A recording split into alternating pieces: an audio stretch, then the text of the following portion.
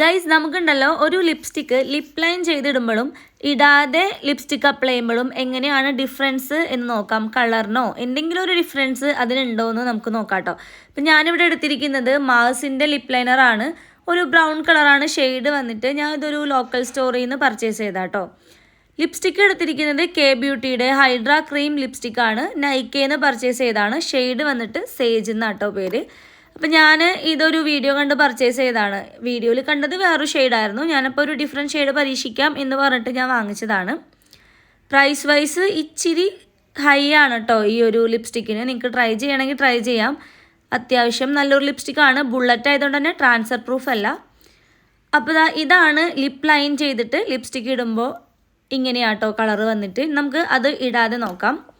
അപ്പോൾ ഞാൻ ആദ്യം ആ ലിപ്സ്റ്റിക്ക് ഒന്ന് റിമൂവ് ചെയ്തിട്ട് രണ്ടാമത് ഇട്ട് വെക്കാം കേട്ടോ. അപ്പോൾ ഫസ്റ്റ് തന്നെ കണ്ടോ ഒരു ന്യൂഡായിട്ടാണ് എനിക്ക് ഫീൽ ചെയ്തത്. സെക്കൻഡ് ടൈം ഒന്നും കൂടി അപ്ലൈ ചെയ്തപ്പോൾ കുറച്ചും കൂടി ഡാർക്ക് ആയിട്ടുണ്ട്. അപ്പോൾ നിങ്ങൾക്ക് ഏതാണ് എങ്ങനെയാണ് ഇഷ്ടപ്പെട്ടതെന്നുള്ളത് കമൻറ്റ് ചെയ്യാം കേട്ടോ. ബൈ.